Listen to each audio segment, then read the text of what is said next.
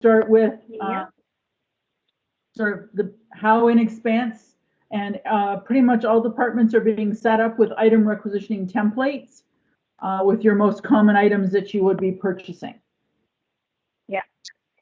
Okay, so first of all, to access the requisition interface, we go from the finance screen, go to material management and requisitioning desktop. We'll be selecting the CARE4 module. Okay, here you go. Now on the right side menu, we select item rec. Okay. Now we're going to select the purchasing facility and the department. So it will be headwaters. Okay, now at the bottom, I'm going to create new requisition. The template, I am going to select, well, the nutrition, what's showing. Click OK. And this will show a preview of, it's basically a confirmation of the requisition being initiated. And it shows, let me make it a little bit bigger. It shows the user, the date, department, and the number of lines on the template. So this is more like a confirmation. Okay, now so we have a requisition number here. I am now I'm going to enter the lines. Okay, so each line on the template shows the packaging string of the item, which will help you reviewing the exact quantity that need to be ordered. If you look at well, there are two columns next to the item and the quantity. One says inventory and one says vendor. Where it says inventory, when it says inventory, it means that it's coming from the store. Yeah. If it's the vendor, then it means that it's a direct purchase. So I'm going to order, let's say, 3 bottles of hand sanitizer and 2 boxes of medium-sized gloves, and let's say 1 case of straws, and let me see, and 5 boxes of the extra large gloves. Okay, now this will show everything. So one of the items is coming from the stores, which is the first one, this hand sanitizer. Now, before phasing, we must delete the lines that are not being ordered. So I said 0 line. There you go. So once you delete the 0 quantity lines, it will only show the what you're ordering exactly. That avoids confusion and cluster. Okay. I'm going to save it. Or we can also enter notes on the requisition. For example, if we have special instructions regarding delivery or the attention to a specific user, and once you enter the notes on the requisition, just these notes will be automatically loaded on the PO, on the purchase order. So you don't have to enter notes again. It will be transmitted automatically. So I'm going to enter next day delivery required.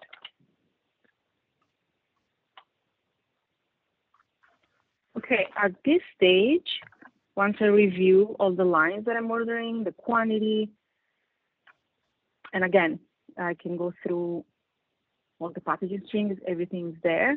Every information you need is there. vendor, store, packaging strings.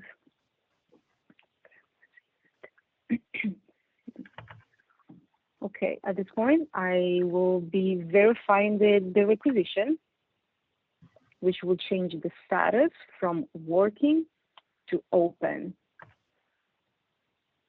When the status is open, what I do is post it. This is imperative to verify and post the requisition. So once I verify, I post it. And this confirmation will prompt on your screen.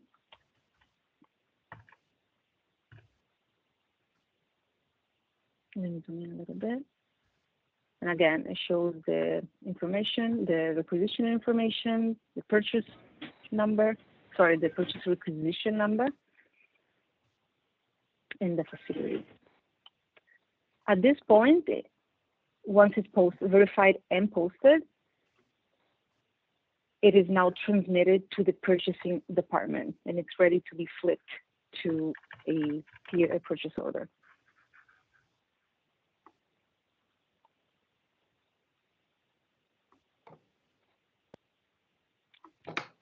Okay, thank you, Rosetta. We're now going to go over to Kim, who's our buyer on our team from Headwaters, and she will demonstrate how we take that how she takes that requisition and turns it into purchase orders. Okay, can you hear me? Yeah. Yes. Okay, perfect. Okay, I'm going to go into the financial module, materials management. I'm going to look to see what requisitions are out there. There could be 1, there could be 5. Pick the correct facility will be HHCCMM. Once we go live, everybody will only see the facilities that they're allowed to do any purchasing for. This will just call up all the different requisitions that are there. I'm clearing everything just to make sure we see everything for now. And here is number 38 is the new requisition that was just posted by Rosetta. So from there, I'm going to go into the purchasing desktop, create PO from rec, pick the facility again. I'm going to select all that's there. Delivery date, I'm just defaulting in today. We do not want the POs to auto-verify. Yes to buyer, yes to duplicate lines, and no to urgent recs. All. File it. Just wait a few seconds before you go back to the purchase order field. Pick your facility. And here are the 3 working POs that came from the requisition that Rosetta just did. So all I have to do from here is verify the order. Once I verify the order, it can be either faxed, emailed, called in, however you like to do it. And on this particular vendor, we use EDI, which is electronic data interface. That allows us to, or allows the purchase order to be sent in the background electronically. So when I go to verify, it's going to ask, do I want it to go EDI? Yes. And then I would move on to the next step to send it EDI from there. And that's it. Thanks, Kim. So at this point, we're going to go back to Rosetta, who is going to have a slightly different hat on this time. She's going to show us how purchase orders are received in the system. Normally, the person who creates the requisition is not the same person who does the receiving. It would be someone in your receiving and stores department, but she's doing double duty for us today for the demonstration, and we'll demonstrate the receiving portion. Okay. All right, so to receive the PO, I'll have to go back to the financial interface. At this time, I'm going to material management, purchasing requisition. Okay, on the right side in the menu, I'll select PO receive. I'm going to select the facility, which is the water, purchase order. You can easily find on F9 menu. Okay, and it shows the last, well, everything. So these are the last 3 POs that came just processed on their end. Okay, I'm going to receive the first one. So to receive any line on any order, we need a packing slip or packing list. Without that information, we won't be able to receive it. So I'm going to create 101 packing list. New packing list, yes, today's date. I will sort the receiving by line. Okay, if I need to look up the information of the item line that I ordered, I click on line information and it shows the purchase order, which is an open status. It shows the vendor information, it shows the item number, the description, department, everything is there, and shows the package string here, as well as how many we ordered. And I'm going to receive both boxes. So this PO will be complete, a complete status. And click OK. I will, yes, include receiving comments.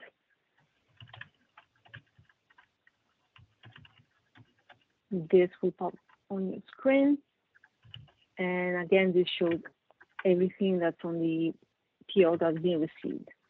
The date, who received it, when it was received, the PO number, the department, everything's here. And now I can show you how the status now changed from open to complete. Now let's receive the other order. Flip 1, 2. Again, it's going to be receiving by line. How many cases do we order? We order 1 case. I will receive 1 case. I can also add a comment, like as I mentioned before. I can say delivery signed by Rosetta. And these comments will be transmitted to the invoice on the invoice as well. Yes.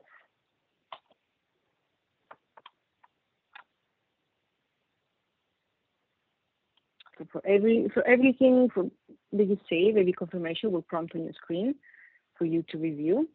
And it's perfect. Everything is received here as well. Now, we want to see the status also change to complete. Now the last one. We want to list 103. We're receiving today. Sorted by line. Okay, so we ordered 5 boxes. However, instead of receiving all 5, I'm going to receive 3 of them, so that you can also see what an exception looks like, or rather, the status of the PO being back ordered instead. So I'm going to receive 3.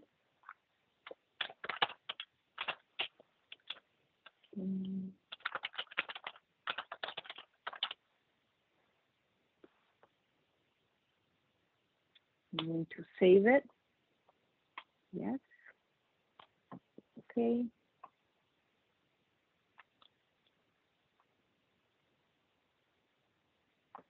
And here you go. All information is there.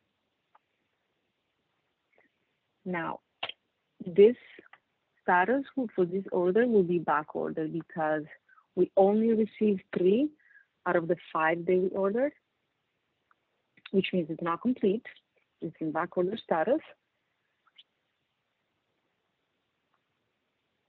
And now we can move on to the AP page. Can I steal this chart? Yep. All yours. I'm done with it. I'm also done with that one. Okay. I don't think he's on here. I don't think he is. Okay, thank you, Rosetta.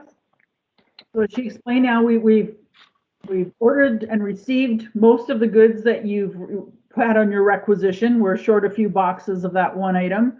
And the buyer would be following up on that purchase order that's in back order status. But we would shortly be receiving an invoice from the vendor for the goods that they have shipped, and Mary's now going to demonstrate what happens in the accounts payable function for the payment of the invoices when they're received. Okay, so first of all, I don't think you can see my screen. Can you see my screen? Yeah, we can see it. Yeah, we can, Oh. Mary. Not anymore. Oh, not anymore. No. Okay. I have to stop doubting myself. Okay, there we're back. Can you see it? It's just coming, Mary. It's there. You Okay. go. It's right on the screen. Okay, can so see it. today I'm doing accounts payable, and you have to bear with me because that's not my forte, but I'm doing it. So again, for accounts payable, in this instance, I am paying the invoice, matching it directly to the purchase order. So I got an invoice for the first purchase order that Rosetta processed, and that's for purchase order 73 from Cardinal. So this is just one of the batches that I would do in a day, but this is how I start. You go from financial, to materials management. And in materials management, we're going to go to the MMAP interface. So in the interface, you're going to see MMFA and just MM. So invoices from both the materials managements can be processed through accounts payable in exactly the same method. We're going to select regular MM. And now I am going to select the, I'm going to create a batch in MMAP interface. And I'm going to select the purchasing facility headwaters. And again, after go live, whoever's working in the various sites is only going to have access to the facilities based on their Meditech access. So I'm just pulling together any batches that are there. There is a batch there. We've already done one, but I'm going to create another one today. So here again, it pulls in the purchasing facility that I was just selected. I'm just going to assign my initials to the batch in case there are many accounts payable clerks, and there are a lot of batches to look at. So there's my screen to start entering my invoices, and the very first line that it asks for is the PO number. So I'm going to tell it it's PO number 73, and my invoice number is 246 that I'm going to pay. And it's an invoice type, and I'm going to say that today's the invoice date, but typically you would probably be receiving it a couple days later. So just put in what the real invoice date is. For the gross value of the goods that we're being charged for on this invoice, it's going to be $24.32. Okay, so I'm going to save that. And it's come up either approve, select, and approve, or cancel. I'm going to approve and hope I got the right amount. I think I did. And for today, that's the only invoice that I'm going to enter against that PO. So I'm just going to hit cancel. My invoice is saved, and there's my new batch. So the first thing that I'm going to do is I'm going to transfer this over to my queue to get it to AP. And there, that's what it's saying. It's today's date, it's batch number 2, and I'm the user. So then as soon as that transfer is completed, then I can go back to AP and take a look at that batch. So we just watch the transfer queue. And there we go, everything's transferred. So I'm going to get out of there and go back to my accounts payable. And I'm going to go into my process batches and process all the batches that I want to, or select all the batches that I want to process for payment. Now, in real life, you would have many batches. You would be doing this over the course of, a week or 2 weeks, or however often you are generating your accounts payable. But for demonstration purposes, we're just using today. So I have one batch of open invoices. I have one batch of posted. That's what I did earlier this morning. I've been busy. I'm not, sitting around doing nothing. So at this point, I would select that batch to be posted so that it would hit the system so that it will generate either the electronic funds transfer or a physical check that would be issued to the vendor. And as soon as it's posted, that's going to be available for selection for either the EFTs or the check printing process. We're not going to do the EFTs or the check printing process at this point, but now this is in the system ready for the next payment run that you would do for accounts payables. Now, there is one really cool new feature in Expanse. For the most part, you'll see that the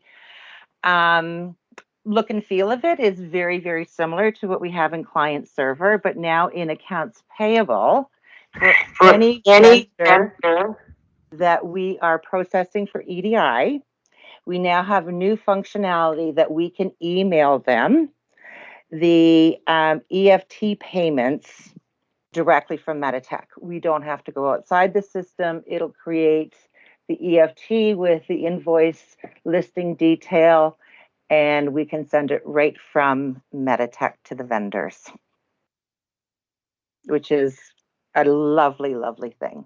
Because I think right now it's either something that's been written locally or we go outside of Meditech and then just print their statements and scan them and then send them by email.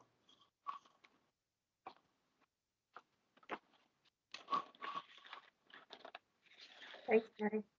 Okay, so that's now, yeah, so here, now this has been posted, so it's sitting there in our AP system, ready to go, and that will happen in the next AP run.